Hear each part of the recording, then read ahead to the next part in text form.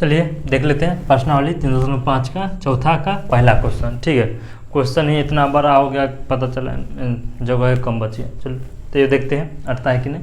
तो देखिए बोल क्या रहा है दोस्तों, चौथा क्वेश्चन, निम्न समस्याओं में रैखिक समीकरण के युग्म बनाइए। यानी कि हमको एक यहाँ पर एक समस्या देगा। देखिए लैंग्वेज वाला क्वेश्चन आपको पहले समझना पड़ेगा, तब जाके सोल्यूशन कीजिए। ठीक है, यदि आप लैंग्वेज वाला क्वेश्चन नहीं समझ पाते हैं और अच्छी तरह से नहीं समझ पाते हैं तो उसका इक्वेशन निकालना संभव नहीं है। क्यों? क्योंकि आप जब उसका रूट जो एक्चुअली बोल क्या रहा है वो समझेंगे ही नहीं तो फिर इक्वेशन कैसे निकालिएगा। मान लीजिए गलत गलत इक्वेशन निकाल लेते तो आंसर भी गलत आएगा, है ना।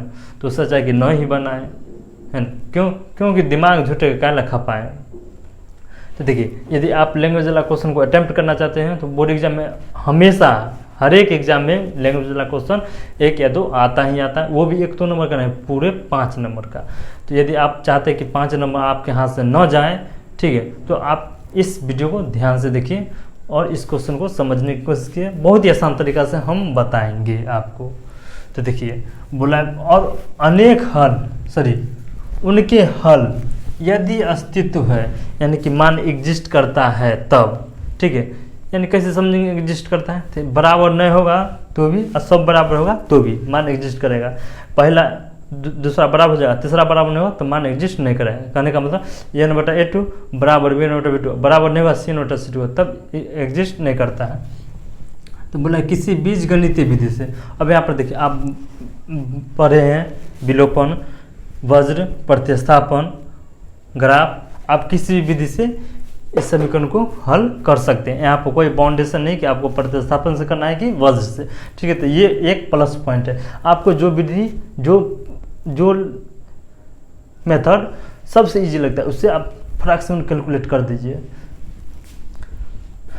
तो देखिए देख लेते हैं। बोल रहा है कि एक छात्रावास में, यानी कोई हॉस्टल है, उसका मासिक व्यय का 1 भाग नियत है। यानी कि उसका 1 भाग नियत है। नियत मतलब लिमिट है कि आप 15 दिन का इतना भोजन, इतना कुछ भी, ठीक है, इतना रुपया लगता है, सबका अलग अलग रहता है। तो तथा शेष इस पर डिपेंड करता है कि आप कितना दिन भोजन एक्स्ट्रा करते हैं, है ना। तो देखिए बोला है क्या, एक विद्यार्थी ए ने, ठीक है, कितना दिन भोजन किया, 20 दिन भोजन करता है तो 1000 रुपया देता है। और एक विद्यार्थी बी है जो 26 दिन भोजन करता है। कितना दिन? 26 दिन भोजन करता है और उसको पैसा देना पड़ता है कितना, 1180 रुपया, है ना। यानी कि कहने का मतलब जब ए एक स्टूडेंट है वो 20 दिन खाता है खाना तो उसको 1000 रुपया देना पड़ता है।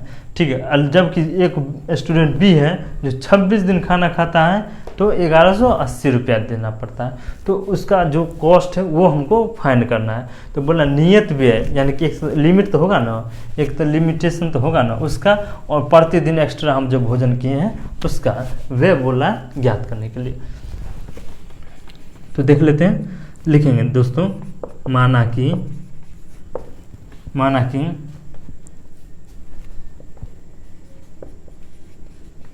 मासिक व्यय का नियत मूल्य क्या मान लेते हैं, x, और अतिरिक्त बोले या प्रतिदिन, ठीक है, प्रतिदिन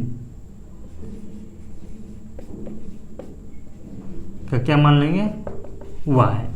अब लिखेंगे इसलिए प्रश्न से। तो प्रश्न क्या बोल रहा है दोस्तों, प्रश्न क्या बोल रहा है, जो ए स्टूडेंट है वो कितना दिन भोजन करता है, 20 दिन। कहाँ गया, 20 दिन। तो देखिए जो नियत होगा तो तो लगभग करेगा, और जो 20 दिन एक्स्ट्रा है, ठीक है, तो 20 y, कहे कि प्रतिदिन का लिए हैं y, यानी कि जो एक्स्ट्रा खाना खाते हैं y। ठीक है, टोटल कितना रुपया देना पड़ता है, 1000 रुपया। Equation first. अब पुनः बोला है जो बी है वो 26 दिन भोजन करता है, कितना दिन, 26 दिन। तो x + 26y बराबर कितना हो गया, 1180 रुपया। ठीक है, 1180 रुपया। इक्वेशन क्या आ गया, सेकेंड। अब देखिए आप किसी विधि से इसका मान ज्ञात कर सकते हैं, कोनो दिक्कत नहीं है। तो देखिए सबसे आसान तरीका था विलोपन, तो हम चलेंगे विलोपन से। देखिए ये इसका गुणांक सेम है, चिन्ह भी सेम है, तो डिफरेंट चिन्ह करना पड़ेगा। तो क्या लिखेंगे, घटाने पर लिखेंगे समीकरण फर्स्ट माइनस सेकेंड सेम।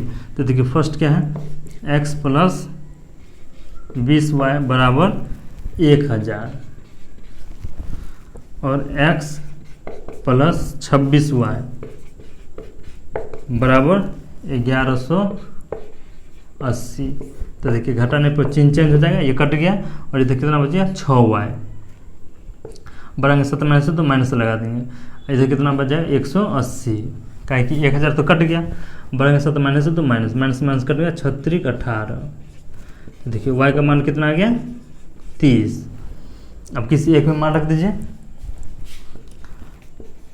समीकरण फर्स्ट में y का मान